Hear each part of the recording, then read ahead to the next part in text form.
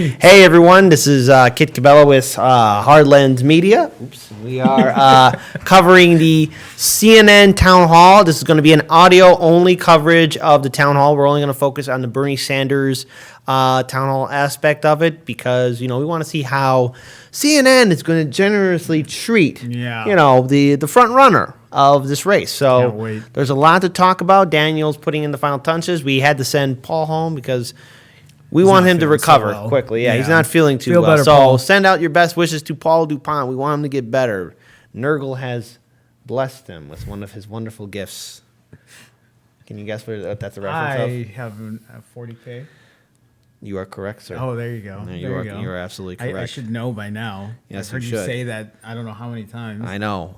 Well, we have fun. This is going to be like the fun portion. We actually are drinking some nice beverages too. We have Revolution Brewery. We are drinking Freedom of the Press.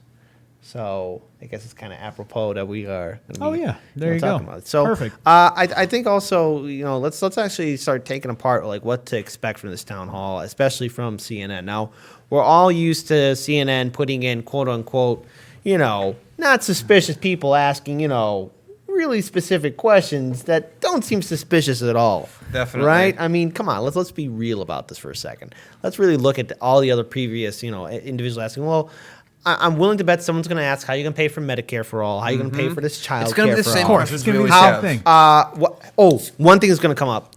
Why are your supporters so mean? Why are they so mean? I want to do this real Go quick. ahead. I know you talked about it a little bit earlier. We did send Paul home because he was sick, because as a company, we do care about our employees, and we wanted to send him home for that. But I would like everyone to say something nice to Paul in chat so that I can, when he comes tomorrow, I can go, hey, did you see the live stream? And he'll go, of course I didn't see it. I was sleeping. I'm like, why didn't you see it? Everyone was really nice to you. And then he can go back and see all these wonderful messages you guys left him. It would make Paul's day. It would make Paul's day. Yeah. So let's help Yeah. make Paul's day, because his night is not doing that well. Let us have him challenge Nurgle. This is why we need Medicare for all. This is why we do need Medicare for all. We're personally invested now, and Yes. we don't obviously have enough money to even come close to offering health insurance here. So we got. that's why we drink beer. Which Let's makes get our- there. Let's get to that point. Let's get. Let's to make our immune systems drunk, everyone. Absolutely. So basically, cheers to all of you. I know that the debate will be starting or not the debate, but the town hall will be starting in 7 minutes, Oh, we still got 7 minutes. Okay. so we still got time. I'm gonna adjust the camera. And then T. Powell says, Russia, how are we going to pay for that? And then, let's see. There's a couple of people are saying the last town hall was pretty decent. Everyone's saying, squad plus one, smash, and thank you, people. Smash the ring bell notification. Yes, we've actually, look, real quick, because, we're going to be quiet during most of the town hall. I know that some people have been unsubscribed from Heartlands Media. This is something we cannot stop. Look, I've been unsubscribed from Jimmy Dore's channel not once, not twice, but 3 times. This is something we just have no control over. So you got to double check and triple check that you're still subscribed to our channel. If you want to learn more about Heartlands Media, please go to our website, hardlandsmedia.com. There you can find our social media page with our YouTube link, but also our audio podcast. We're on Apple, Spotify, Spreaker, as well as a few other audio podcasts as well. And then there's our merchandise store. And if you really want to help out this channel, please consider being a Patreon supporter. It will really help us out because we want to build something that has been seen in Chicago. And what we're doing so far is because of all of you guys, our regular subscribers and our Patreon supporters, people who donate in Super Chat. You guys have really helped build this channel. The reason why we are able to do this, all of this is you guys. I mean, we're here and we have experience being on radio and television, but at the end of the day, all of this is because you guys believe in us, and thank you. I mean, we can't just say thank you enough because you guys believe in it, but more importantly, I think we also want to inform you guys that all of you have the power to make a better future, and we want to really inform our viewers and subscribers that the power lies within you to change this political system. All of you have what it takes to run for office at the federal level, the state level, the county level, the city level, the municipal level. We can bring in change. Activists and community organizers can bring in change. All of us, Democrats, Republicans, Socialists, Libertarians, Greens, Independents, doesn't matter your age group, Boomers, Gen Xers, Millennials, Gen Y, Gen Z, it doesn't matter. we all want to live in a better future. We all deserve a better future, and we all deserve a government that's going to represent us. But the thing is, we have to step up and challenge this corrupt neoliberal system. Well said. So, yes, well said. that's what we got to do. There we go. That's me pontificating. Pontificating. Very well said. Yeah, so, and then Gamer for Life. This is better than that CNN trash. Well, we'll be listening to CNN, and we'll be seeing, I don't know, I'm willing to bet Anderson Cooper's going to be there. He's going to probably be like, well, Bernie, how are you going to pay for that?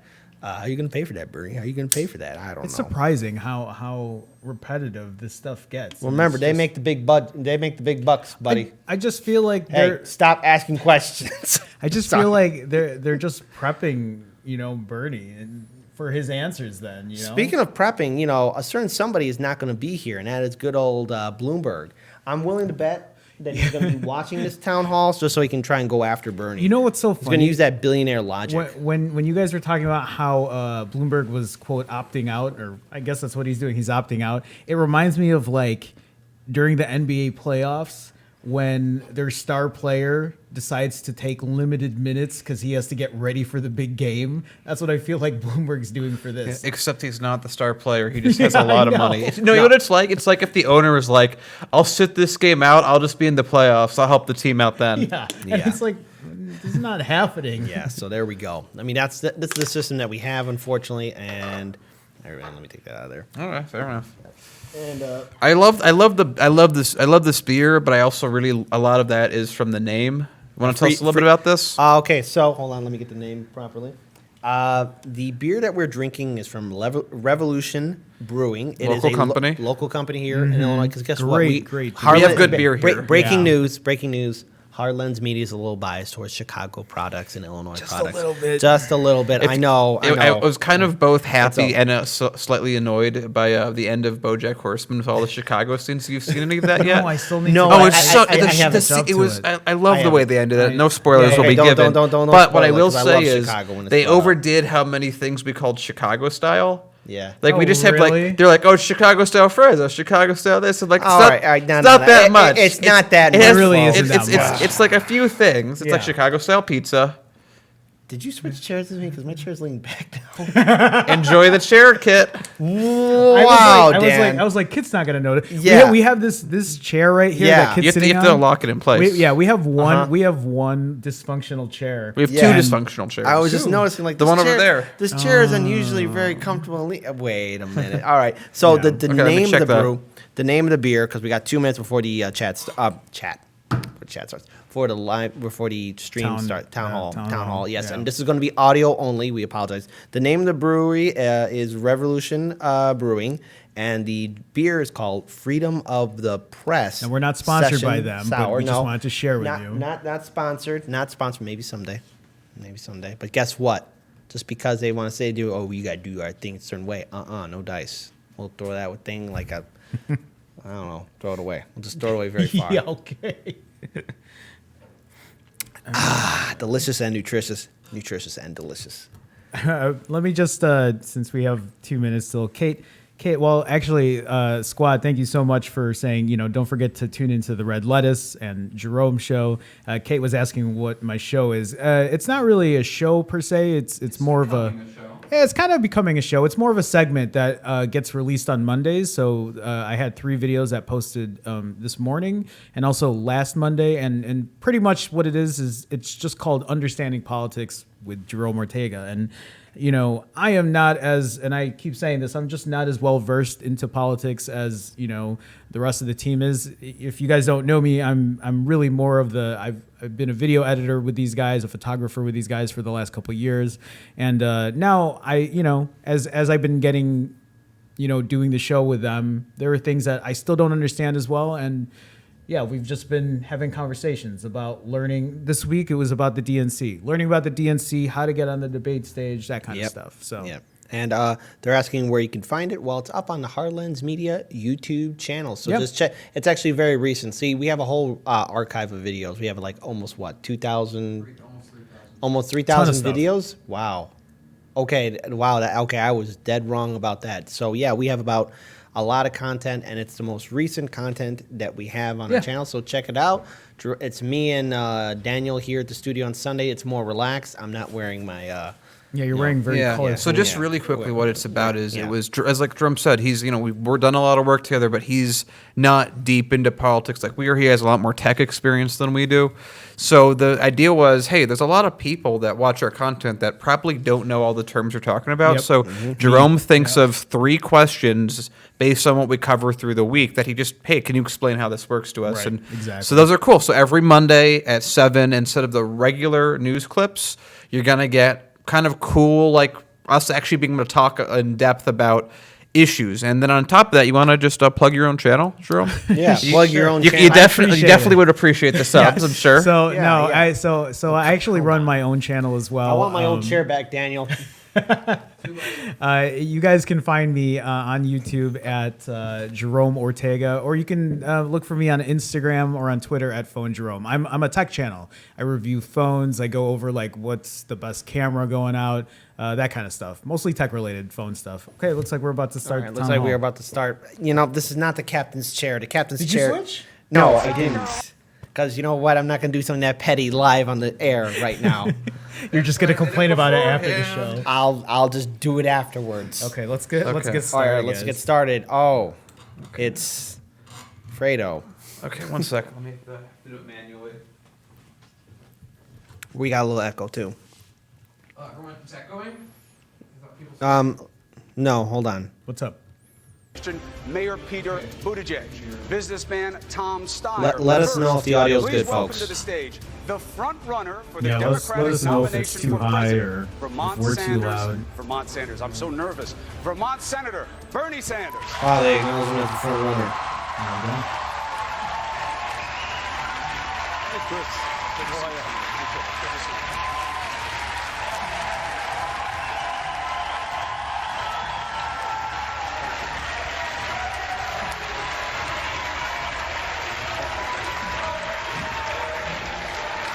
Shall we dance? Yes.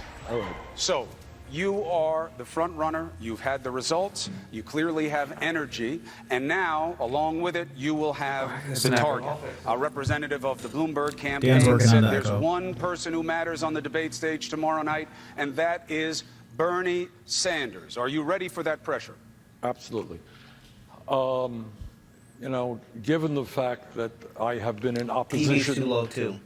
my entire career, that I've taken on every special interest, it is a little bit funny to find myself as the so-called front runner. But look, we are going to enter this debate with the full knowledge that tens of millions of Americans want fundamental change in terms of what's going on in this country. They are tired of a president who is a pathological liar,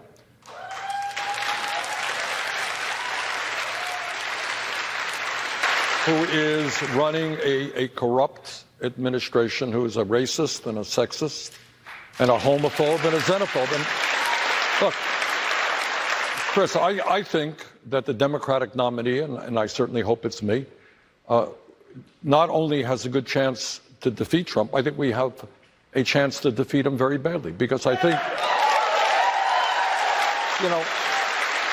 because I think there is a growing revulsion in this country to this guy's behavior. People want to turn on the television and not be embarrassed when their kids are in the room about who is president.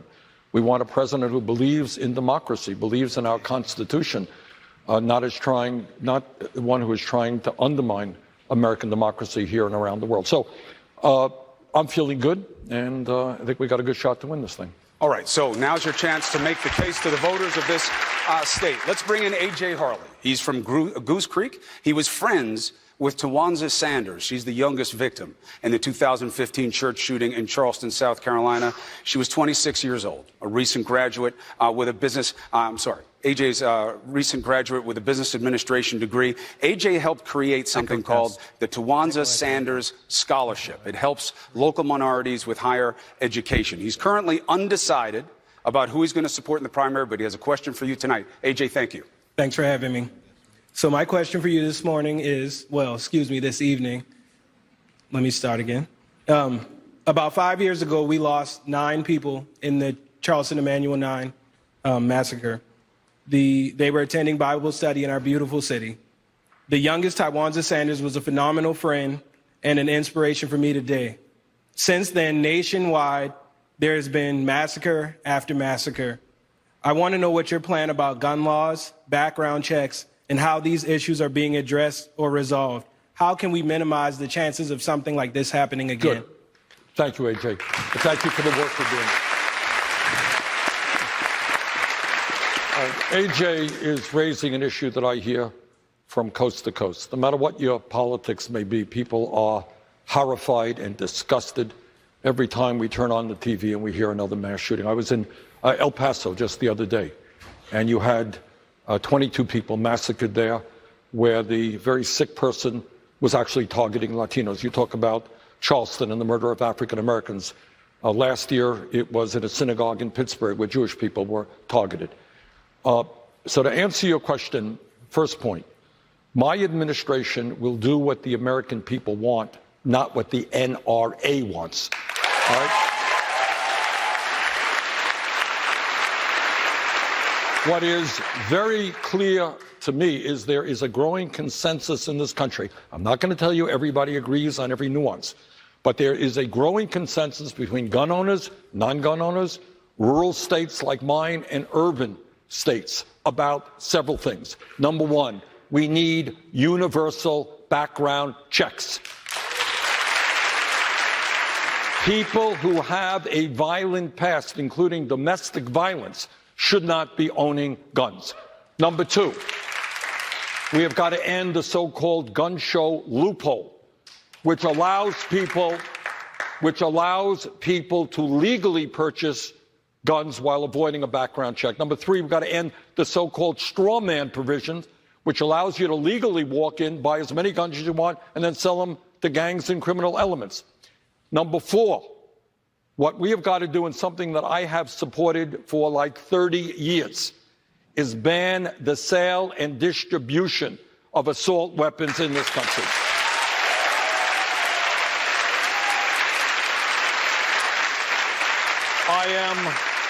I am proud that I have a D- voting record from the NRA, and I suspect as president it'll get even worse.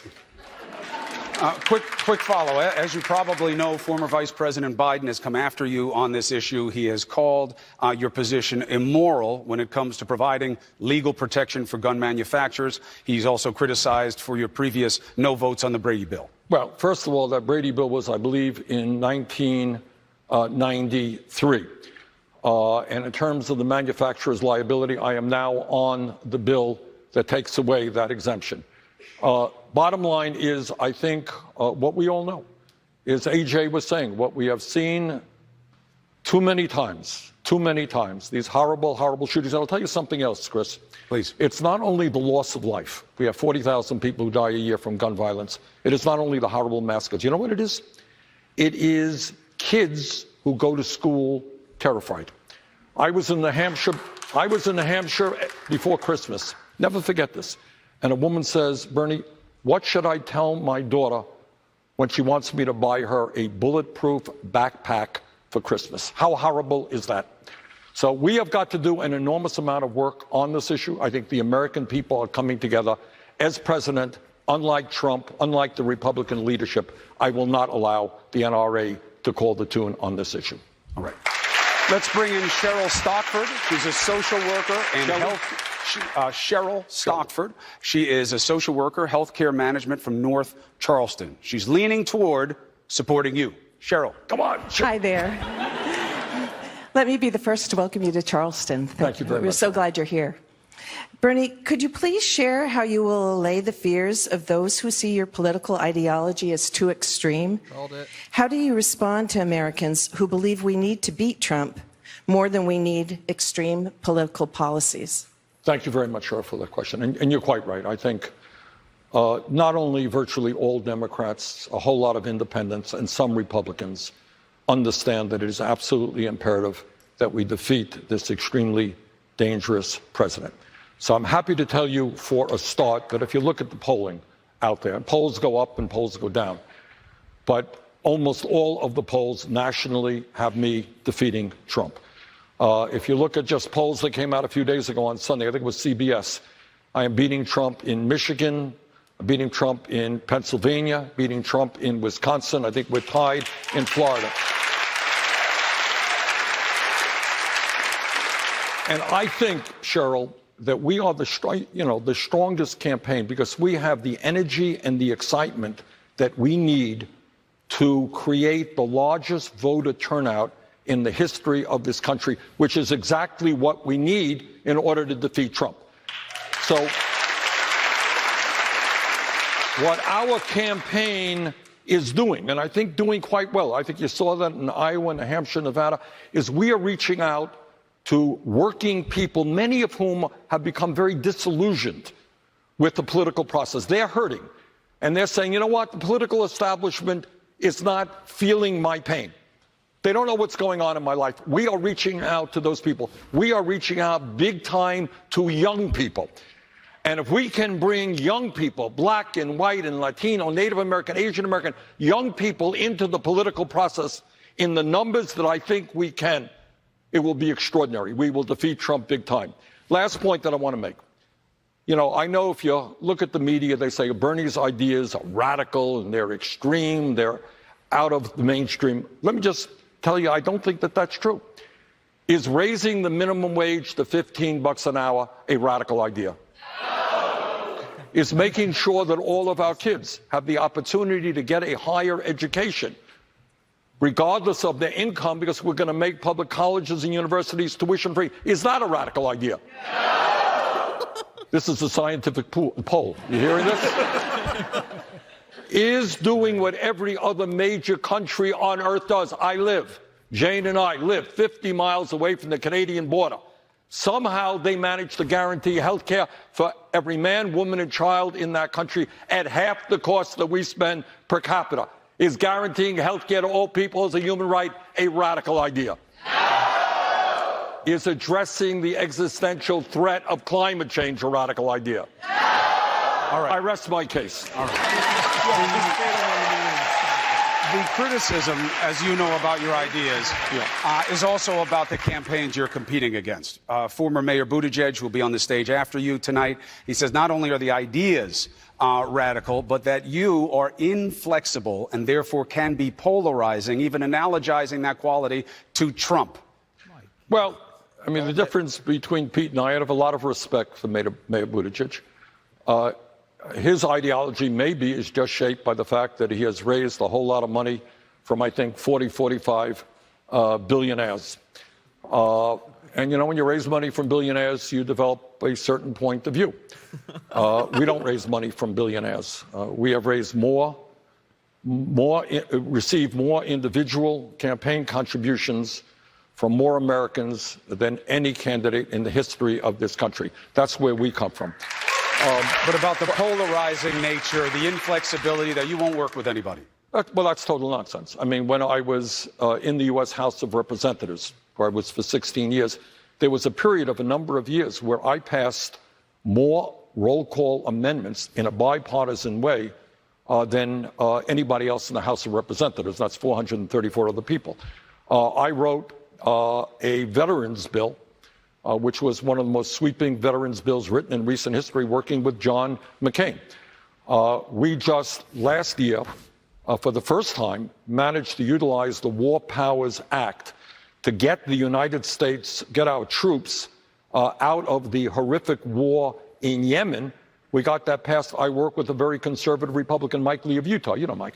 So the idea, when I was mayor, I worked with Mayor of Burlington, Vermont, I worked with Republicans. The idea that I can't work with people, I mean, it's one of those myths that keeps popping up as the election day comes closer. All right, let's get another question from the audience here. Meredith Weatherby, an attorney from Mount Pleasant, currently undecided. Meredith, your question. Hi, good evening. As you can probably tell, I am 7 months pregnant, so the topic of healthcare is especially relevant to me right now. When you think of government-run divisions like the DMV or the Social Security Office, they are not exactly models for efficiency, innovation, and quality of services. I think when some people picture their healthcare being run like the DMV, it is probably a little scary thought. What about run like What would Medicaid? you do to ensure that the wait times do not go up and the quality of services do not go down? Thank you, Meredith. And good luck on that beautiful baby I know is going to come. Thank you.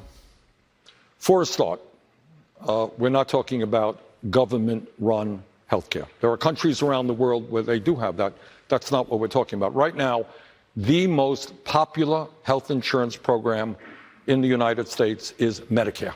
That's what it is. I want to expand Medicare to include dental care, eyeglasses, hearing aids, and home health care. Under Medicare, because those are basic health care needs that Medicare now does not cover. But as you know, under Medicare, you go to any doctor you want. It's not government run. You go to any hospital you want. And we continue what you have right now. What is changing is that instead of having thousands of private health insurance programs in which we spend hundreds and hundreds and hundreds of billions of dollars to administer, we expand Medicare over a 4-year period to provide health care to every man, woman, and child in this country. And this is what I want to say on this issue, which I've studied a whole lot. Right now, we are spending twice as much per person on health care as do the people of any other country. Twice as much. Now, you might think that when you spend twice as much, we have, wow, what an incredible health care system we have. We don't. Despite spending $11,000 for every man, woman, and child, we have 87 million Americans who are uninsured and underinsured with high deductibles and high copayment. At a minimum, and this is conservative, 30,000 people in our country die each year because they don't have insurance, they don't get to a doctor when they should. By the time they get to the doctor, situation is too late.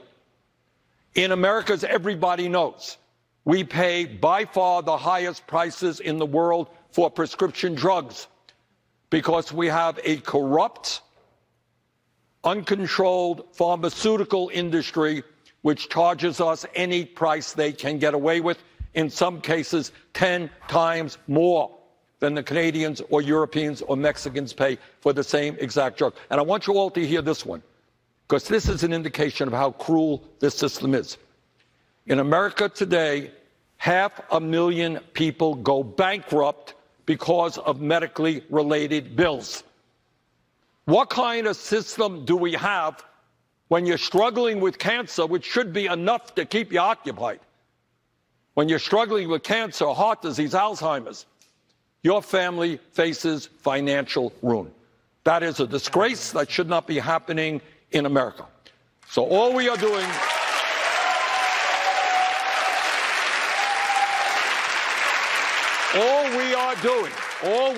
here is it's not a radical proposal. We're doing what every other major country does around the world. And by the way, when you get rid of the profiteering of the healthcare industry, when you get rid of the incredibly complicated Byzantine administrative system, everybody here has had to argue with the insurance companies about whether you get the coverage you thought you paid for. We're going to save substantial sums of money. Recent study from Yale says $450 billion a year. We guarantee health care to all people. We save the average person substantial sums of money on the cost of health care. Next question comes from Emmanuel Ferguson. He's an attorney, former federal prosecutor. Emmanuel is the second vice chair of the Charleston County Democrats, is likely supporting former VP Joe Biden. Emmanuel. Good evening, sir. I am really excited about getting a Democrat in office. And when I hear you speak, I get really excited. But I remember that Trump excited his base with a promise to build a wall with no real plan to pay for it. Your plan for free college tuition and Medicare for all seems like a way to excite the Democratic base, but with no real plan to pay for it. Now, how is your position in your campaign different than what Donald Trump did? Oh, I think, given the fact that I've spent my entire adult life fighting against everything that Trump stands for, trust me, we're a little bit different. But here's what I want to do. First, I'm going to give this to you. I thought that question might come up. All right, here it is. This is a list which will be on our website tonight of how we pay for every program that we have developed. But let me give you some examples. Okay, you asked a good question. Here's the answer. You're right. I believe that we should make public colleges and universities tuition free because in the year 2020, when we live in a competitive global economy, I want all of our kids, regardless of income, to be able to get that higher education, college or trade schools. By the way, I also believe we should cancel all student debt in America. Okay. Now, you're smiling and you say, well, that's a great idea. How does he pay for it, right? Did I read your mind on that one? Okay. And the answer is, I'll tell you exactly how we pay for it. We pay for it through a rather modest tax on Wall Street speculation. That is how we pay for that. All right? You will remember 12 years ago, the Congress, against my vote, bailed out the crooks on Wall Street who nearly destroyed this economy. I think a modest tax on Wall Street speculation right now to make sure all of our kids who have the ability and the desire get the education they need is something that we should do.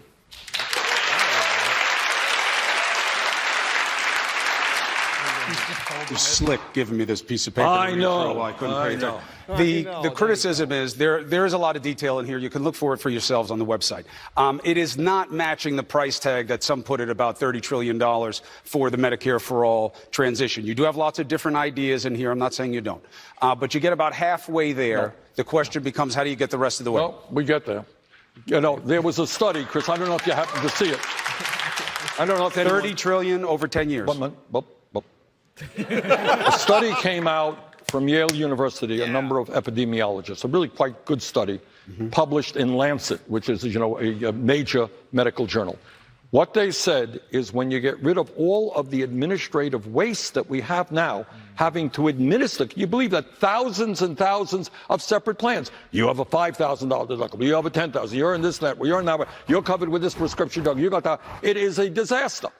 When you get rid of all of that administrative waste, which other countries do, when you get rid of the profiteering of the drug companies, we can, in fact, pay for Medicare for all and substantially lower the cost for the average American worker. Now, you want to know how we're going to pay for it? Well, we can go on for several hours very briefly. Number one, for the average person, how do we pay for it today, Chris?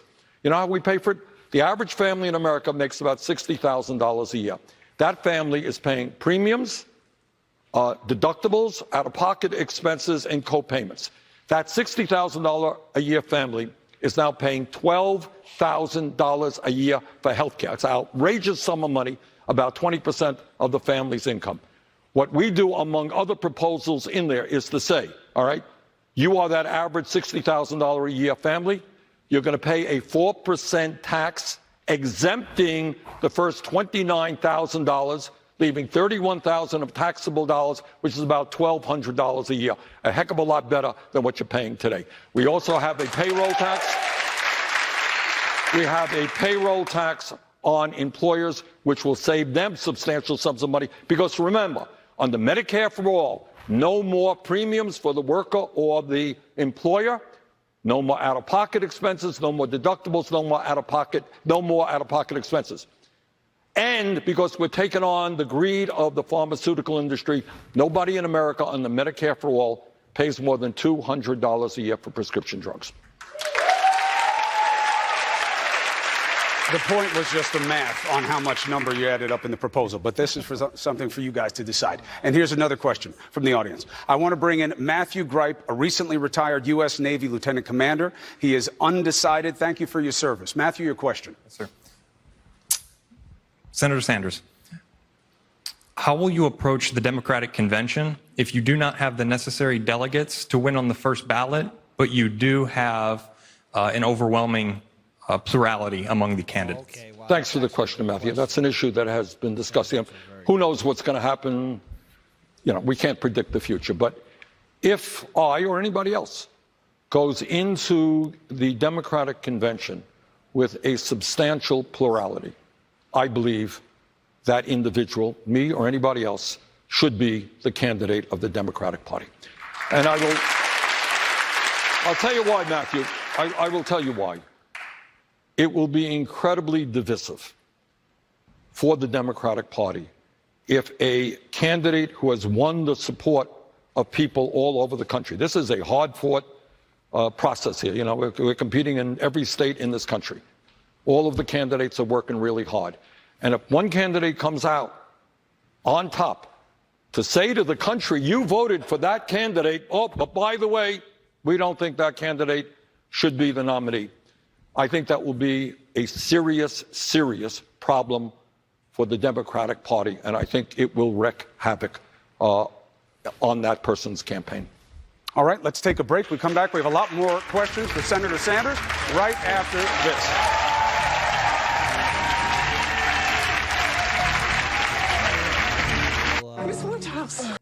Bring a breakdown now. So normally, here's what we're gonna do. Jerome, why don't you start things off?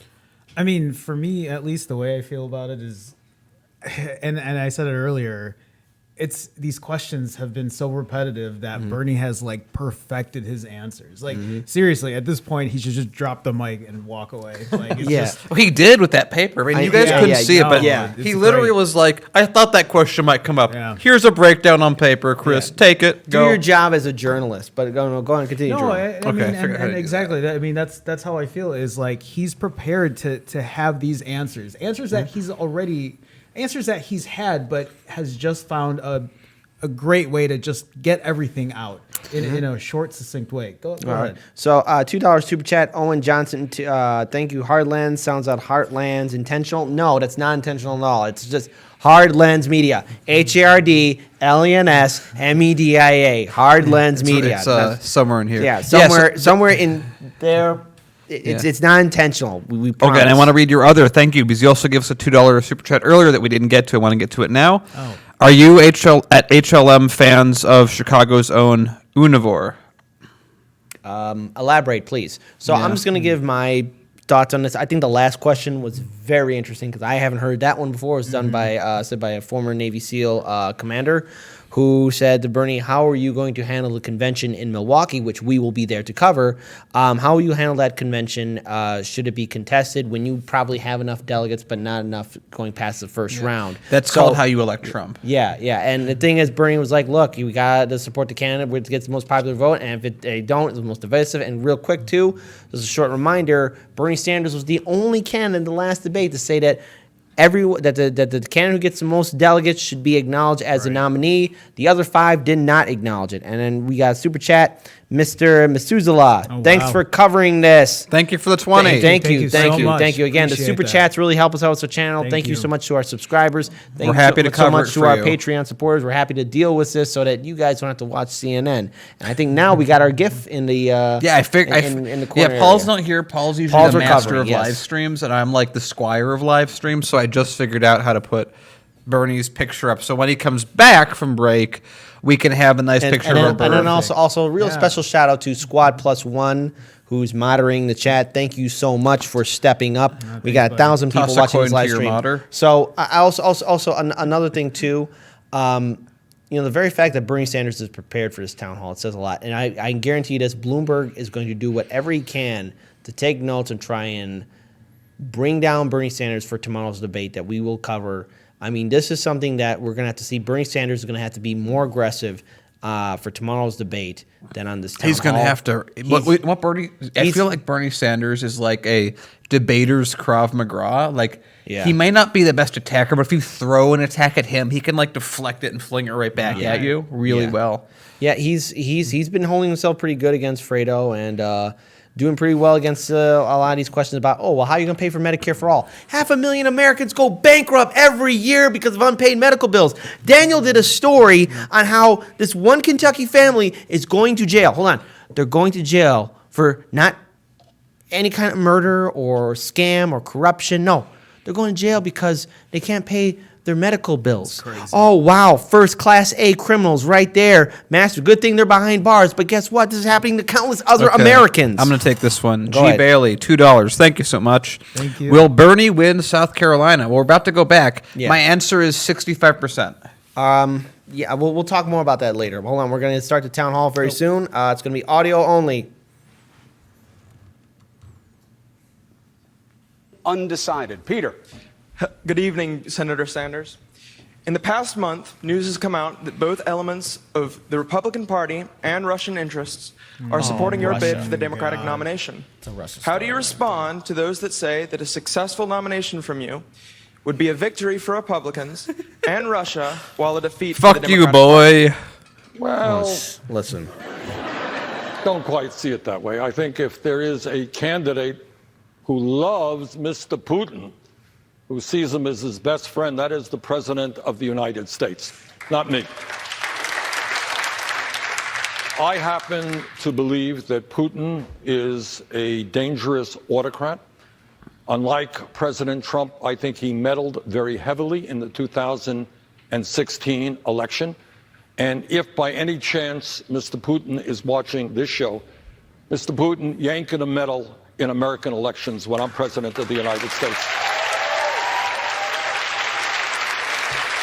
And second of all, there are differences of opinion within the intelligence community of the role that Russia is playing. But there's no question that in 2016 they meddled in our election. And you know what they do? The ugliest thing that they do is try to divide us up.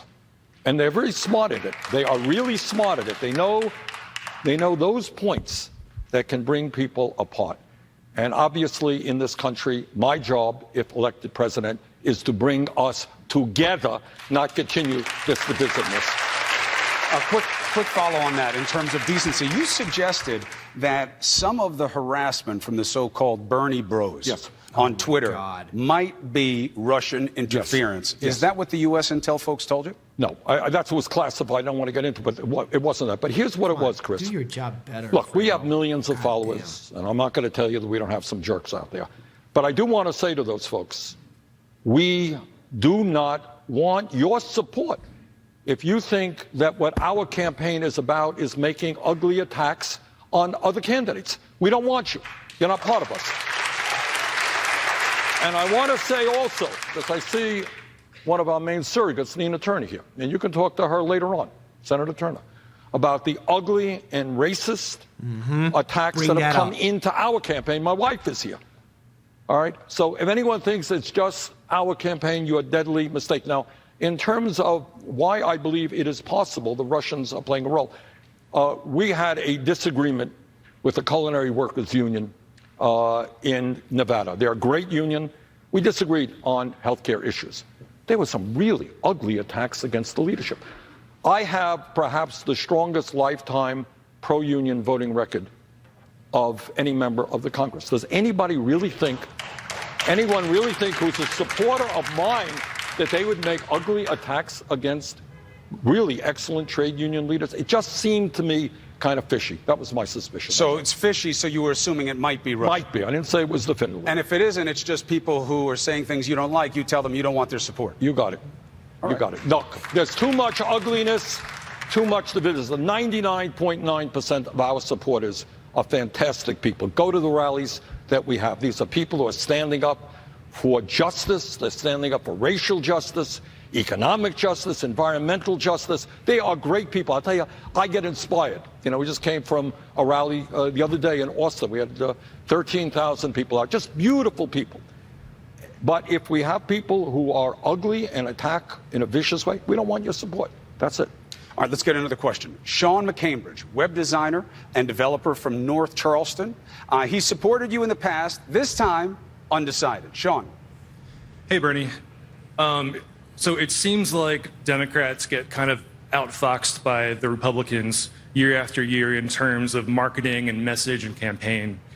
Do you regret wrapping your ideas around the banner of socialism? And would your campaign be more palatable telling me to to the ask it average slightly American differently? if you changed nothing except for dropping the word socialism? Well, it's democratic socialism. And the policies that we are advocating are policies that exist all over the world, okay? And what that means is I happen to believe, as a democratic socialist, that health care is a human right, that all of our people deserve coverage. I happen to believe that in the richest country in the history of the world, education is a human right. It is a disgrace. We have today a child care system that is absolutely dysfunctional. It is absolutely unaffordable for so many working families, all right? So, yeah, I believe in universal, high-quality child care. I believe in tripling funding for low-income Title I schools so that we have the best public education in the world, okay? I believe in those things. I believe that in a nation which has more income and wealth inequality today than any time in 100 years, when the very, very rich are getting phenomenally richer, we should not have 500,000 people sleeping out on the streets tonight. So, what I wanted to say, if I could, Chris, in response to that very good question, is in many respects, we are living in a socialist society today. What is the difference? When Donald Trump was a private real estate developer in New York City, This is the good angle. This is the good angle. He received $800 million. A billionaire received $800 million in subsidies and tax breaks. That's called corporate socialism. Good. Amazon is a corporation that made $11 billion last year in profit, owned by the wealthiest guy in the United States. Anyone here know how much they paid in federal income taxes? They paid zero. The Walton family owns Walmart. The Walton family is the wealthiest family in America. They pay their workers starvation wages. Many of those workers are forced to go on Medicaid, food stamps, and public housing. Who pays for that? You do. The middle class does. So you are subsidizing the wealthiest family in America. That's called corporate socialism. What I want is a democratic socialism that works for working families, not just billionaires. Let's take one more step down the road of the stigma that's coming from some of your fellow Democrats. You said on 60 Minutes this weekend, it is unfair to simply say everything is bad with the way Fidel Castro ruled in Cuba. Now, Democratic members of Congress who represent Cuban Americans in Florida, obviously you got to win there. They're attacking You like Fidel Castro, you communist. Phrases of a murderous tyrant. Response. The response was when Fidel Castro first came to power, which was when? 59? Does that sound right? 59-60. Okay. You know what he did? He initiated a major literacy program. There was a lot of folks no one talks in about Cuba how Batista at that point committed crimes. And he formed the literacy brigade. Folks? You may read that. He went out and they helped people learn to read and write. You know what? I think teaching people to read and write is a good thing. I have been extremely consistent and critical of all authoritarian regimes all over the world, including Cuba, including Nicaragua, including Saudi Arabia, including China, including Russia.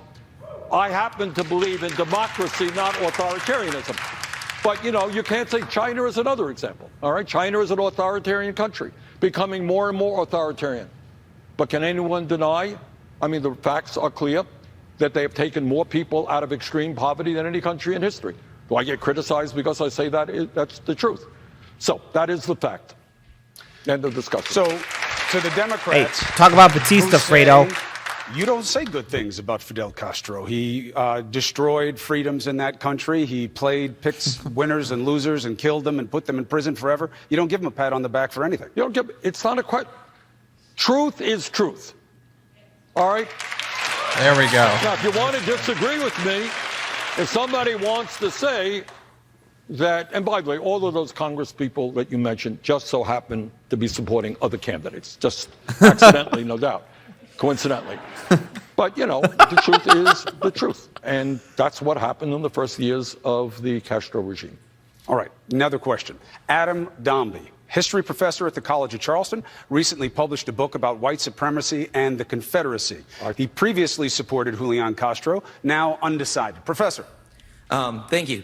Obviously, Confederate symbols are controversial right now. And here in Charleston, it remains an important issue, especially in light of the terrorist attack in 2015. How should we deal with the Confederate flag and Confederate monuments? What is your take on them? And how do we improve race relations? Good. Thank you. Thank you very much. It's a good question. For that question. Something different, yeah? Yeah. The Navy SEAL question I really like, though. Talk about the convention. You know, a lot about Donald Trump sickens me. But maybe at the top of the list is his very intentional effort to try to divide us up based on the color of our skin or where we were born or our religion or our sexual orientation, even our gender. As you know, before Trump became president, he was a leader of the so-called birther movement. Remember that? This was a disgusting effort to try to delegitimize the first African-American president in the history of our country, Barack Obama. That was the effort. It wasn't to criticize Obama. It wasn't to attack Obama. It was to say Obama wasn't even born in America. Shouldn't be the president of the United States. So let me say this. I see, especially coming after Trump, the most important thing that we can do as a nation is everything possible to end all forms of discrimination in this country. Right now, we are dealing, as everybody knows, we're dealing with systemic racism. We have a wealth gap in this country. I don't know if everybody knows that, where white families are now worth 10 times more than black families, where black women are 3 times more likely to die than white women in childbirth, where the infant mortality rate in the black community is much higher, where there's discrimination in housing, where there's discrimination in education. All right?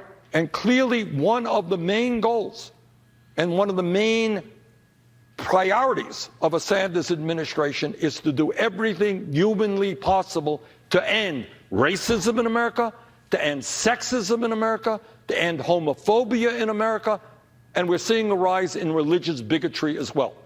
We are one people. Dr. Martin Luther King reminded us in a very profound way that we judge human beings not by the color of their skin or other superficialities. We look at people. We judge people based on their character. And that is the goal of my administration. Quick follow to something that was relevant in the aftermath of the shooting here. The role of statues and icons of Confederates. Pull down all the ones built Haley after later 1900. would say that people had hijacked the meaning of the Confederate battle flag when other people just thought it meant sacrifice and heritage. What do they mean to you? Well, that's what it means. I mean, that's what it does mean now. So I support, look, I think these relics might be placed in museums, but I don't want kids coming out and saying, looking at a statue of somebody who believed in slavery. Those are not.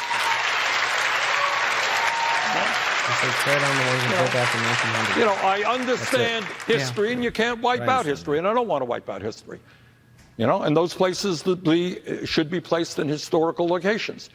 But on town greens, we want kids to look up and say, wow, this was somebody who was a great leader for liberation. This was somebody who believed in racial justice, somebody who fought for working people, somebody who believed in women's rights. Those are the people we want our kids to learn from and to respect, not people who believed and defended slavery. Let's bring in Vicki Howard, operations manager for a nonprofit lender here in Charleston, a supporter of yours. Vicki.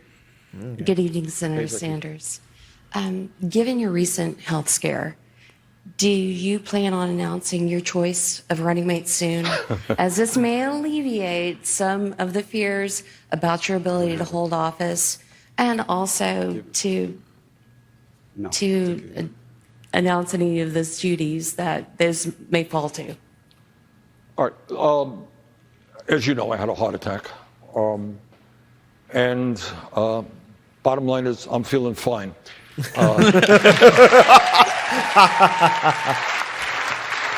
Thank you, unknown space campaign trail. I think we did. And we will. 3 rallies yesterday. You know, and so I'm feeling very, very good. But your question is about a vice presidential part of the ticket. And yes, the answer is we will do that. But it's a little bit presumptuous right now. I will tell you one thing, though. You know, is that person will not be an old white guy. That I can say definitively.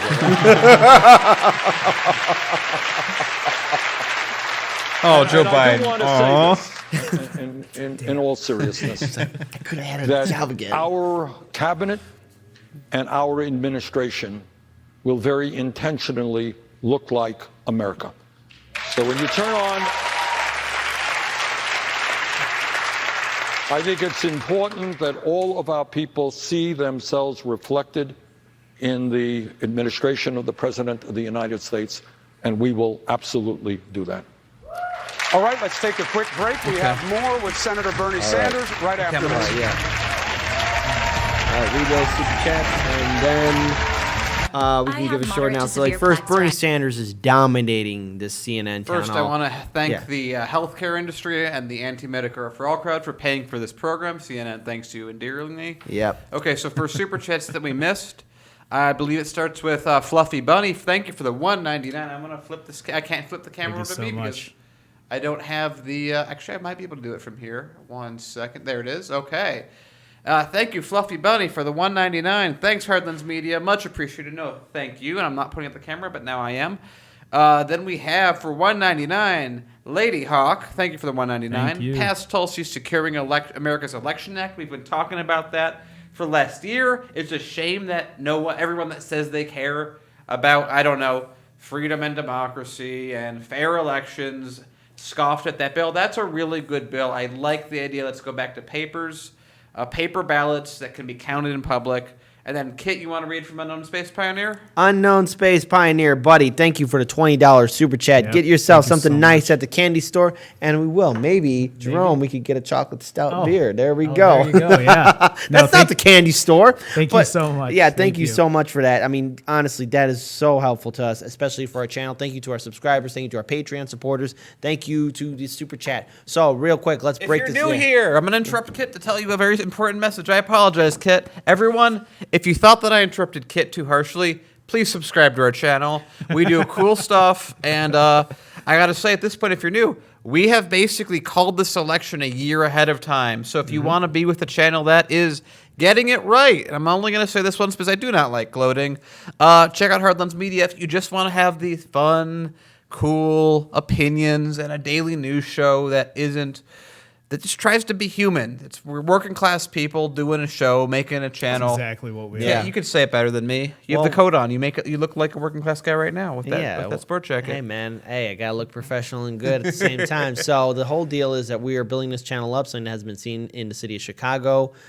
We are Progressive Independent Media Network, been around since 2017, and we're still dominating. We're still taking over. And it's you guys, our subscribers and our Patreon supporters, that are making this channel happen. And we cannot thank you guys enough. Yeah, I already did. Yeah. So real quick, let's kind of unpack this. Bernie Sanders is dominating this entire town hall. He has been consistent. In fact, he's getting much better with his questions. Dare I say this? Bloomberg, if you're trying to, I don't know, take down Bernie Sanders, good luck. Good luck, buddy, because I think You'll Bernie need Sanders is going to be aggressive. But look, I'm the last person to tell any of these presidential campaigns what to do, because I'm pretty sure Bernie Sanders' campaign is ready for this. Bernie Sanders for tomorrow, for the debate that we'll be covering here on Harlan's Media. And we'll have better images. Our current image guy is sick. He is going to have to be very aggressive. Very aggressive in not only dealing with the moderators, but dealing with the other candidates, because they're all going to be coming after him. He is the front runner. He is, and CNN even announced it, that he is the front runner. They have acknowledged it. Another super chat from Shelby Stiffers. Thanks for the streaming, guys, and we thank do you for the $2. and we do thank you you for the guys. super chat. Thank So you for real quick supporting. too, I think it's also important to note that we're seeing a lot of, I guess, fear from Fredo because he has no idea. But Jerome, go ahead. No, you know what?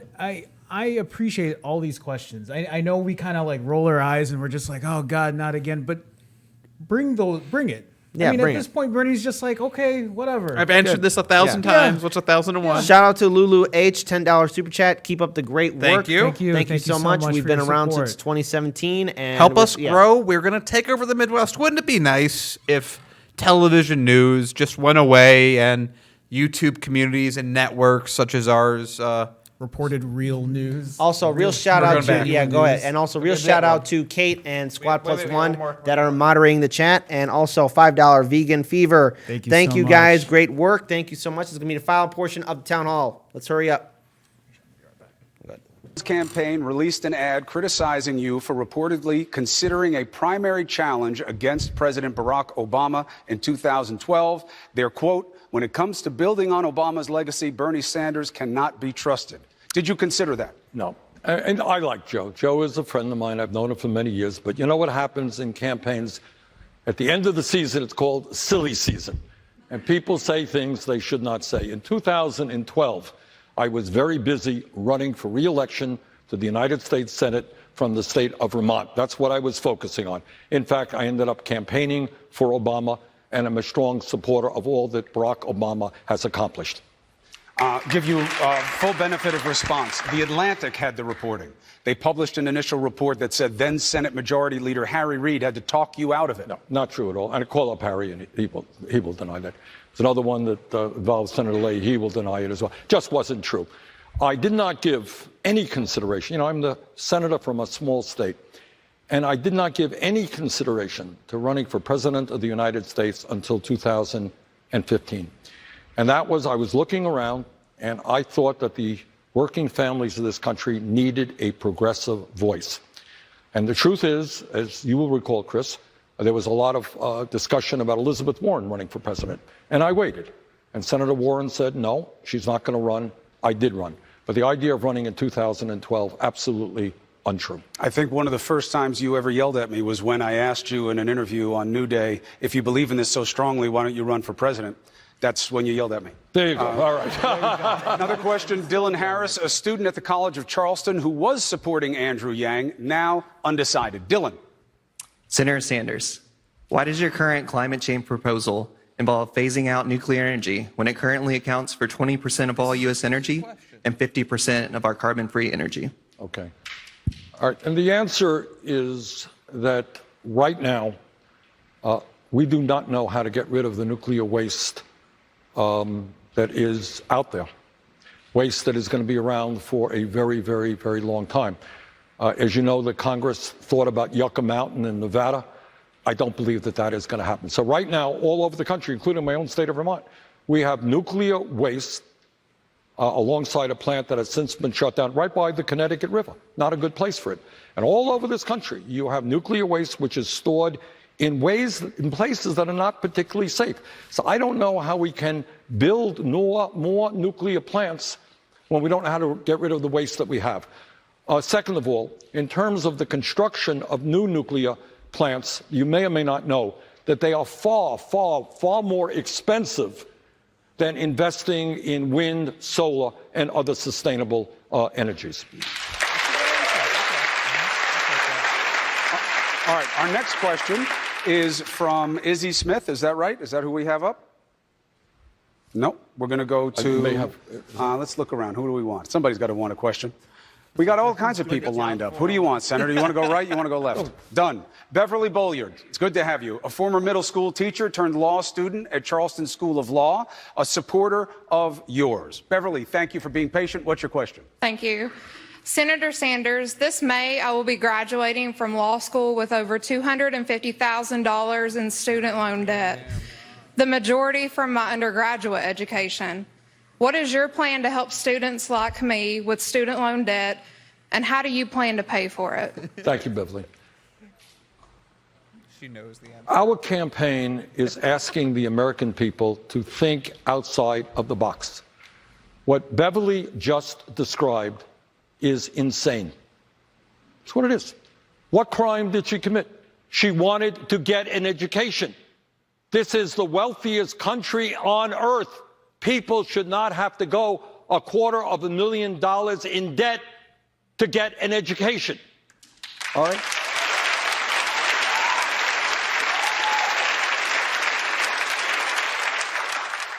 And that is why I have proposed and will fight for a proposal that imposes a modest tax on Wall Street speculation. We bailed those guys out 12 years ago, and a modest tax on Wall Street speculation will pay for making public colleges and universities tuition-free and canceling all student debt. Quick question for you. Yeah. So, cost of college, real issue. Cost of financing and what kind of rules they can have, that's one issue. What do you say to the families out there who say, we worked really hard, we stretched so that our kids didn't have to take the same amount of loans, or they didn't take loans, and now you're asking me to help pay back other people's loans when I didn't take them? How do you address that population? I'm not asking. This is going to be a tax on Wall Street speculation, and it exempts all those middle-income people who might be impacted. Look, Chris, here is, maybe the bottom line of this whole discussion. I wish we had an hour to get into it. Today in America, we have massive levels of income and wealth inequality, all right? You got the top 1% owning more wealth than the bottom 92%. We don't talk about this on TV too much. It's true. You got 3 people owning more wealth than the bottom half of America. You got the top 1% earning 49% of all new income. And I happen to believe, and I say this unapologetically, and I know that's why Wall Street gets a little bit nervous, and the 1% get a little bit nervous, that at a time when wages for the American people for the last 45 years have been flat, average American worker in real inflation accounted for dollars, not making a nickel more than he or she did 45 years ago. Meanwhile, over the last 30 years, top 1% have seen a $21 trillion increase in their wealth. You know what? I do believe it is time to tax the very, very rich and to tax large corporations who are making big profits. That is what I believe. I want to get to another question because it's an important one, okay? And we only have a couple of minutes. Okay. Benjamin Sackler is a student at the College of Charleston. He's a supporter of yours. Important question. Hey, Bernie. How's it going? Hey, Benjamin. As a young Jewish person, the rise of such a historic political figure like yourself is awe-inspiring. What does your Jewish identity mean to you, and why would it be significant for you to be the first Jewish president in the history of our nation? Well, thank you. I'll tell you, as I think Chris knows, the media knows, I don't like to get into personal stuff too much. I can remember very vividly, as a kid, looking at picture books about what happened in the Holocaust. As it happens, my father's family was wiped out by Hitler. My brother and I and our wives went to Poland, to the town that he was born in. He fled terrible poverty and anti-Semitism. And there they took us, very nice people in the town, they took us to a place where the Nazis had the people dig a grave, and they shot them all, 300 people in there. I think the lesson that I learned from that, and in the neighborhood that I grew up, there were people who had tattoos on their arms for having been in concentration camps. I learned at a very early age what, if you like, white nationalism, which is what Nazism is in the extreme, is about. And I think at a very early age, I learned that it is absolutely imperative, not just me, that all of us do everything we can to end all forms of racism and white nationalism. That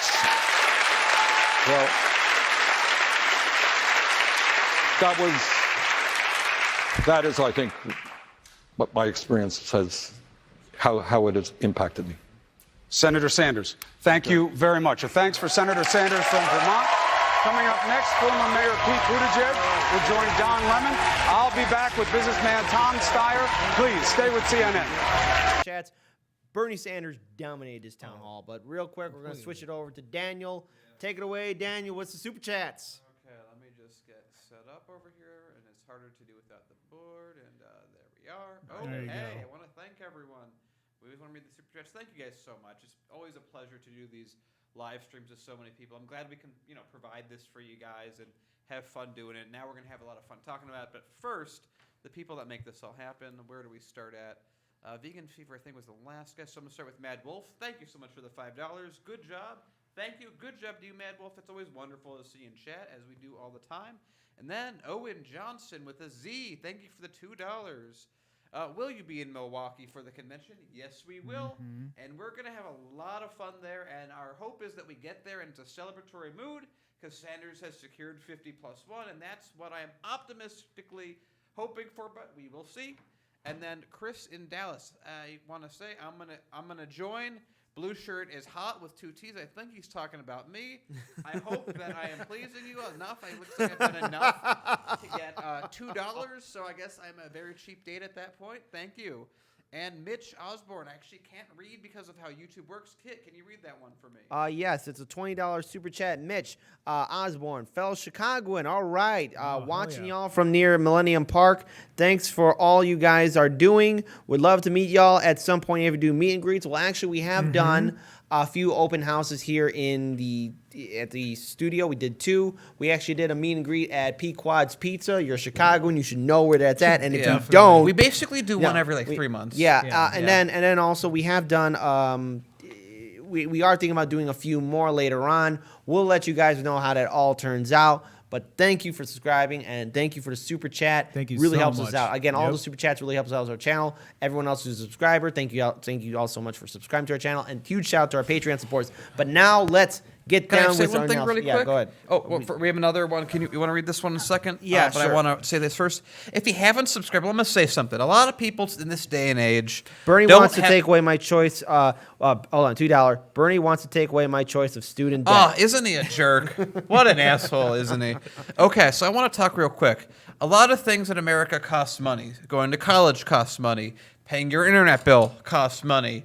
Going out to eat costs money. You know what doesn't cost money? Subscribing to our YouTube page, where we put out about That seven. was not even a good sentence. Hey, it was I thought it was what? I thought it was clever, but I guess it wasn't. Yeah, Oh well, I guess democracy, I'm wrong. 2 against 1, man. So you no. don't say on that. Let me flip it out then. We produce about 7 new videos every single day. We put a lot of work into this. We just got a Absolutely. new set. Thank you to our patron supporters. If you're thinking of supporting us even more, bonus support, go on Patreon. We have a lot of cool stuff. We do a weekly live stream just for patrons. Though we might have a freebie day every now and then. We've been discussing that. We Yep. got a lot of feedback Yeah. on that. Yeah. We are really here as a news source to give back and speak to talk about voices that haven't heard. Just before we did this live stream, Kate was just interviewing an activist and whistleblower who was talking about 19,000 people who are basically being left for dead in a poisoned area. But we Please, can't. we can't get into that right now, that but, video is going to yeah. be clipped out Tomorrow. It's on It'll our be main tomorrow. show right now. It's going to be clipped out tomorrow.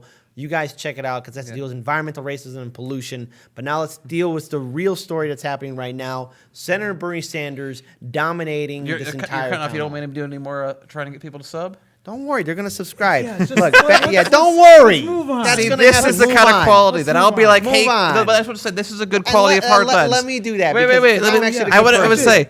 Can I read the super chat? Just Yeah. one Yeah. sec. I Yeah, want to yeah. say this is the greatness of our channel. That I'll be like, hey guys, I want to get some more subs. Like, no, let's talk about the issues, Daniel. What Yes, are you doing? exactly. I Now love that. read the super chat. Okay, so Bad Mama Jamma, Bad Mama Jamma, thank you for the $5 super chat. Pequod's has the best deep dish pizza on the planet. Keep up the good work, fellas. That's a scientific fact. Pequod's is one of my favorites for That sure. is a scientific fact. And then Kate, who is also moderating the chat. Thank you, Kate and Squad Plus One. What you thinking, Jerome? And also Priya Shirtsba. I miss you guys. It's been a long time since we canvassed. Okay, you know what? We will be doing a We're meetup working on later on. We're working on But- getting back in the city of Chicago. but we it's need gonna to build but- this up first, but we're getting Yeah, there. but it's going to happen. So first things first, we're going to start off with our analysis of the town hall, starting with Jerome, Daniel, and then myself. Kate said you first. Yeah, so you go first. okay. Yeah. So Better as, be good. as somebody who I'm working on it. There's so much pressure. No, so the way I feel about it, especially as somebody who hasn't watched a lot of these, somebody who's now spending a lot more time getting involved, it's great to see Bernie just pretty much fend off anybody who's trying to get on him, right? Trying to either smear him or make him look bad. I think Bernie's doing a great job at answering a lot of these questions. I don't think there was a moment in this town hall at all that seemed like it was, where it looked like he stumbled or he had because you know why I think he doesn't have an issue doing that, because he's just being honest. Mm-hmm. He's just putting these answers out that when you hear him speak, it's like, yes, exactly. This is what I want. This is how I feel. I feel the same. I think he did a great job. Mm-hmm. And that's a good note to end it on. Well, there, we're not Jerome. ending anything. No. For Kids Jerome's point. See, this is my thing. I'm trying to sub too much. I Kids am trying to end the stream too I early. am the captain We're- of the we the have show. everything worked out. I said for promise. Jerome, that's a good final note for him to end it on. Okay, we got a If super I'm chat. allowed to I'm just excited. make a sentence, I know I'm we're all excited. excited. I think we're all really excited with how successful this channel's been growing. I was real talking quick- about the debate, but go ahead. Oh yeah. No. Hey, you were The talking about town channel hall. earlier The town now, hall. but then there we go. Which one is it? Which one is it? It's both. It's both. I want both answers. From Tacoma, $5. Say Bernie beats Trump. How do the people help Bernie get his agenda passed? Well, simple. He's going to be using the bully pulpit to mobilize and energize a lot of people to Did get we out do there a to vote. video on this recently, Jerome, or am I Yeah. imagining it? No, we did. Yeah. Yeah, so, so- tell us about the video they should check out on Yeah, that. so there's a video that's out there, and it's called "Understanding Politics with Jerome Ortega," and there's a whole part there about what would happen if and it was a question I had asked, is what would happen if Bernie became president, and what would happen after that, and I can't remember. I would have to look for that video, but it is. I think that one got posted last Monday, so you'd have to. I can give him a Spark Notes though. The Spark Notes version of it is that Bernie Sanders will have the entire media eating out of his hand because he's the president. He is the bully pulpit, and what that means is that let's say that let's just use Illinois as an example because we have so many Republican like Dan Lipinski's out there. Let's say Dan Lipinski, gets reelected. Let's just say that is a possibility. Where can you untangle these? These can be tangled. Oh shit. Anyway, I'm just thinking about how mad I am at Dan Lipinski. Anyway, so what Bernie Sanders would do if Dan Lipinski decides he's not going to vote for a Bernie Sanders agenda or the people's agenda is he's going to say to Dan Lipinski, hey, Dan Lipinski, why aren't you voting for this agenda? And Dan Lipinski is going to say, because I'm a Republican, I just have a D in front of my name, so fuck off. And then what Bernie Sanders is going to do is go, okay, that's an interesting answer to your president. So what I'm going to do is I'm going to fly out to the 3rd Congressional District of Illinois. I'm going to rally. Where Marie Newman is running against him. Marie Newman is running against him, and hopefully she wins. And rally all the people in the area, in the district, outside the district, and get them to say, yeah, Lipinski, why aren't you passing Medicare for all? I want Medicare for all. I want it passed now. And if you decide, Dan Lipinski, that you're not going to pass it anyway, well, at that rally, I may introduce someone who will be running against you in the next cycle. And if you understand politics in America, the most important thing you have to remember is the number one job of an establishment politician is getting reelected. So Bernie Sanders is going to get a certain number of people immediately after he's elected that are just going to go with him. Just like we see with MSNBC, you have a few people that are immediately flipping over. You're going to have a few people that are going to be effectively coerced by saying, hey, I'm going to come out here and do a rally if you don't do what I say. And if they're just if there are any people beyond that, they're just going to be replaced in the next midterm. And this is actually exactly what Bernie Sanders did when he became mayor of Vermont. And I want to remind everyone, the first time he ran, he won by, I think, 10 votes. And then he did this strategy, and he was blocked the entire way. And then in 2 years, the midterms happened, and he won by a landslide, and all the people that fought against him were replaced by people that agreed with him. Yep. That's how he wins. It's effective, and it's much better than Obama could ever do trying to do beer summits or whatever. Yeah, so beer summits aren't going to solve a damn thing. So let's look at this town hall and what it represents. What it represents is a stronger version of Senator Bernie Sanders. Now, of course, to be very fair to all of you, we wanted to cover the Bernie Sanders town hall because we were mentally preparing in our minds really what CNN was going to do to try and, I don't know, do a gotcha question to Sanders. To which Sanders responded, he knows their tactics all too well, and at this point, these guys are mediocre crazy men trying to assume that their same tactics will work over and over again. This is probably a reason why Bloomberg is at home trying to take notes, trying to tear down Bernie Sanders for tomorrow's debate that we will be covering. See, this is the thing we have to remember about this town hall. We are seeing Bernie Sanders remaining consistent with his policies. Look, it's insane that someone who wants to get a higher education, past college, past graduate school, but they're going to law school, and she's $250,000 in debt. What is the big crime again? Why is it that other countries have figured it out? But here's something. How does this make you guys feel? I guess Americans, all of us, doesn't matter your political point of view, how old or young you are, where you come from, I guess we're just too stupid to have affordable education. I guess we're too stupid to have Medicare for all. I guess we're too stupid to really address climate change. I guess we're just too stupid. Really? Is that how you really feel? Because no one has ever said that. I never heard Jerome say that, never heard Daniel say it, I've never said it. So here's the whole deal, folks. We have to fight for this better future. We can do it. We waste money. How are we able to pay for this joint strike fighter that can't even fly at night? How are we able to pay for all these endless wars? How are we able to pay for all the coups and elections that we get involved in? How is it that we're able to pay for the tax cuts for the top 1% so they can enjoy a really good life so we get this trickle-down economics? Oh, wait, that doesn't work. How is it that we're able to pay for all of this? No questions are asked.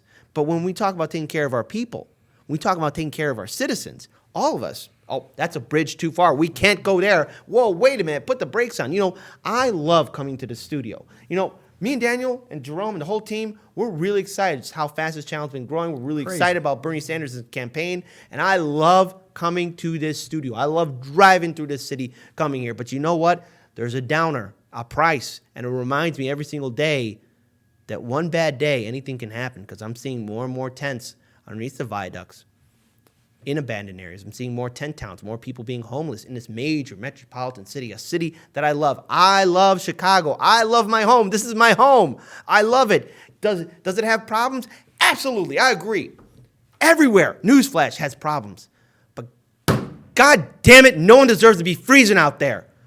Why should the top 1% be living a very good and carefree life? Why should we be wasting all these wars attacking poor people when our own citizens are starving, riddled with debt, and freezing cold? It sickens me. And I love driving to this studio, but I see it all the time. I'm thinking, well, gee, if that person didn't have a medical debt, because that's one of the leading causes of homelessness. It's because of medical debt, student debt, all these forms of debt. We're all in debt.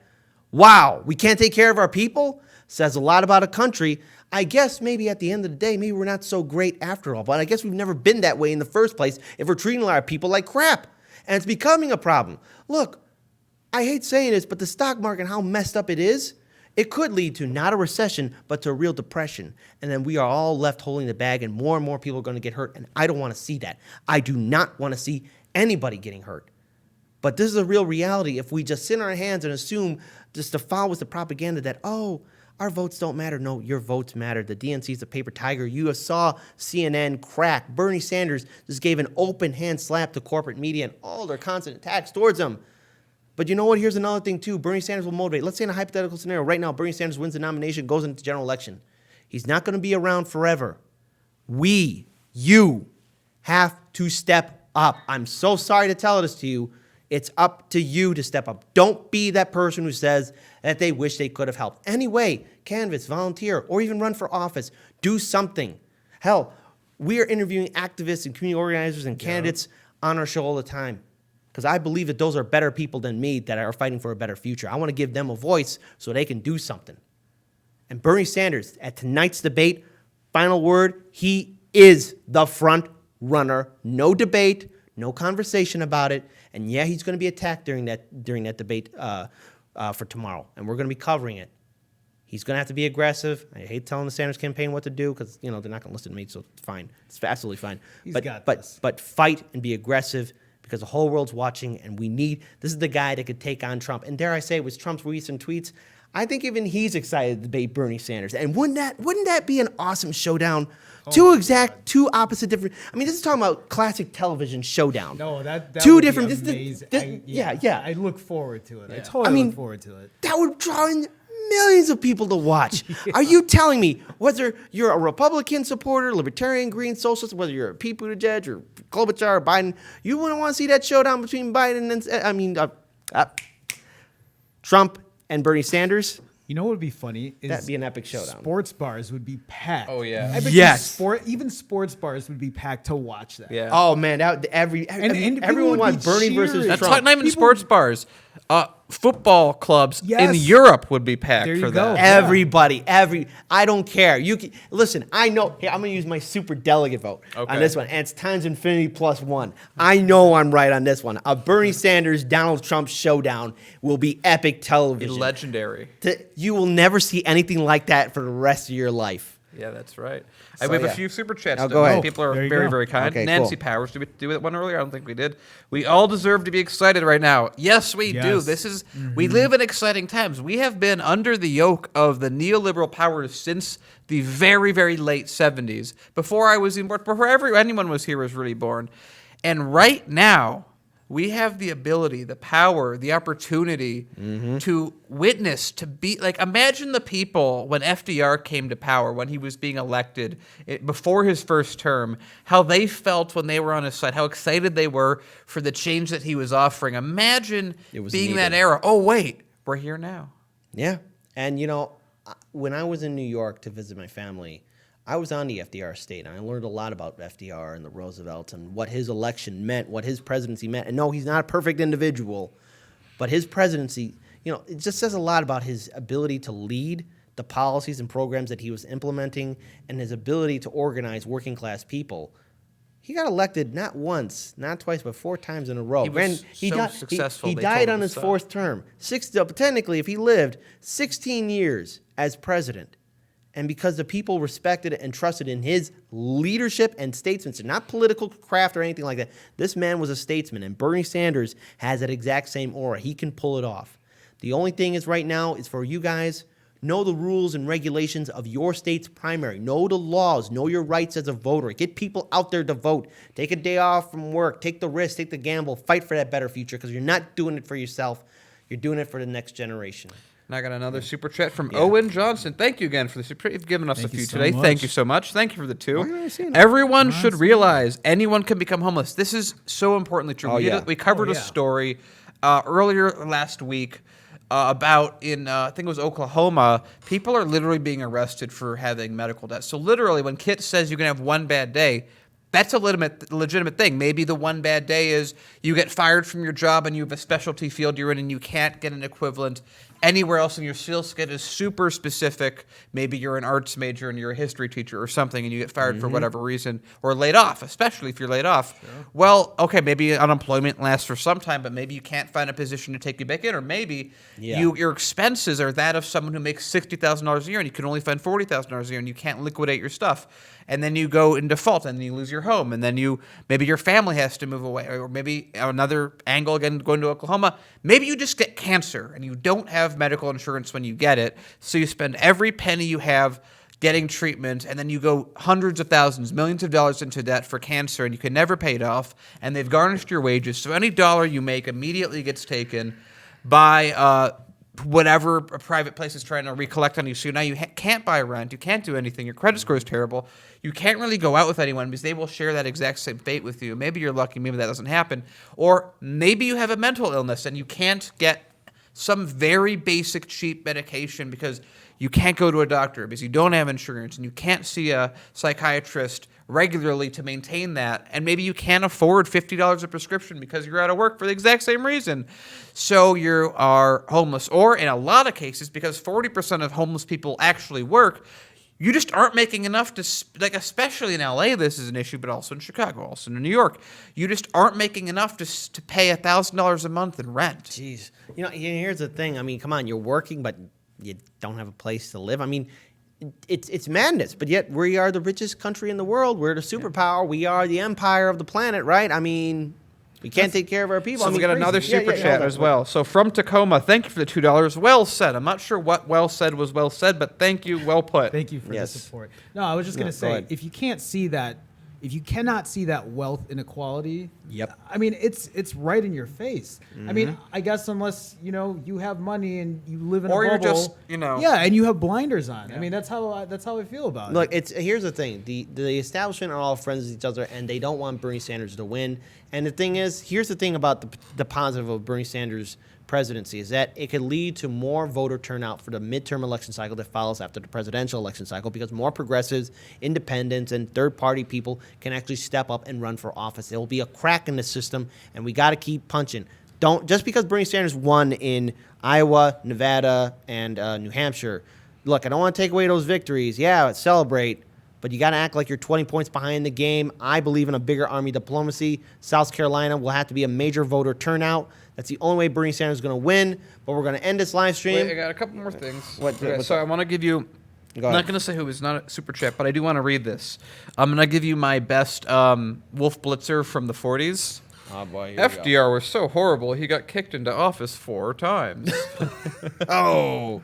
Who knows how today's media would treat FDR? Look, man. No one's perfect. And yes, to be very clear, FDR did come from a lot of issues. The social. He came from the billionaire class, especially minority treatment. Yeah, he came. There's from the a lot of stuff, class, but he also built the modern America. Yeah, his presidency left a long-lasting impact, and I know we can do much better, and I believe Bernie Sanders is the guy who can pull it off much better. And I want to remind everyone, just very quick, because I know we are wrapping it up, that if you're like, I'm not sure socialism's right for me, I don't know. Well, okay, then don't use the fire department, don't use the police department, don't use public schools, don't drive on public roads, don't use public water systems, get your own goddamn water from Nestle, which in itself is actually able to do that because of socialized infrastructure that they are using to do that, including public roads, Crazy. Don't use electricity. That's generally... if it's not private, it's worked and subsidized by the government. So that's socialist. Can't use that either. Don't go to public parks. Don't go to public pools. Don't go to anything that has the word public in it. Did you mention library? A library can't go to libraries. If you go to a restaurant, you can't do anything that has regulation that keeps you from getting sick, because that's also public. Should I go on? Okay, don't go in the military. That's literally the largest socialized organization that has ever existed on the face of the earth. What am I missing? I think you hit it all on the head. There we go. So there we go. So let's wrap this all We up. got another one from Lainey Peterson. Lainey Peterson. She's one of our moderators and also one of our hosts. Question for our friends here. What kind of podcast would you like for Heartlands Media to develop topics? Okay. Mention in the chat while I go ahead and give you guys the details about what you could do to really learn more about Heartlands Media. So we are an independent progressive media network that started here in 2017. It was founded by myself and Daniel Lupker way back in 2017. We were on 2 radio stations and had 3 seasons on public access television. Paul DuPont, who's not here, he's sick, he's recovering. He's been with us. We're the first a guy kind to join company. us. We give people time off. Jerome Ortega, huge shout out to you being a co-host here for tonight's Thank you, show. sir. Really glad to have you on board. Really glad to have you back again, my friend. He's been helping us develop more content. We also have Kira Elliott. Kira Elliott, Lainey Peterson. Shout out to our 2 moderator chats too, Kate Yeah, and thank Squad you Plus guys so One. much Thank for you so taking much for care of moderating that. the chat. And shout out to Yasmin too, who's been really helping us out. We really get the word out. And Instagram. She's running And Instagram. well, she's running like Instagram and Facebook. Yeah, so thank you, Yasmin, for making. I used to do that. She's doing a better job than me. No debate about it. But if you want to learn more about Heartlands Media, go to our website, hardlensmedia.com, HERDLENSMEDIA.com. There you can find our website. You can find all of our social media tabs. Go to the social media tab. You see our YouTube.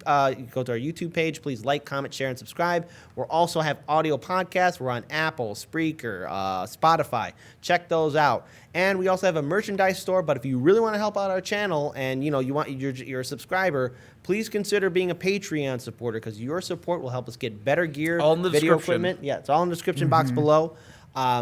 Your support will help us allow us to cover more stories that corporate media will not cover. In fact, I recently did an interview just on today's show with Carrie Barber, who's it's You gotta see it, it's nuts. it's a mind-blowing interview about environmental racism. 19,000 and people are pollution. being left for dead because they're like, we don't want to pay for the cleanup. Yeah, and Yeah. that's a problem in this that we have here, and corporate media is not covering this. So if you want to learn more about Heartlands Media, check out our live stream show every Monday through Friday at 6 p.m. Central Standard Time. That's when we go live. Tomorrow we will be covering the next presidential Democratic debate. Ooh, I'm excited for that. Yeah, that's gonna be awesome. And also, again, just a quick reminder. We will be in Milwaukee to cover the Democratic convention. Hopefully it's a nice and celebratory. Yes. But if not, bring your metaphorical pitchforks.